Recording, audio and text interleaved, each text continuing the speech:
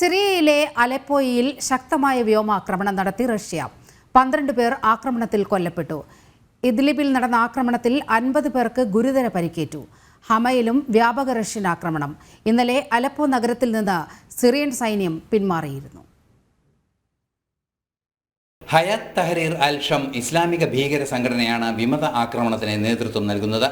തുടർച്ചയായ ആക്രമണത്തിലൂടെ അലിപ്പോ നഗരം വിമത സംഘം പിടിച്ചെടുത്തിരുന്നു. തുടർന്ന് ഇന്നലെ സിറിയൻ സൈന്യം അലിപ്പോയിൽ നിന്നും പിന്മാറി.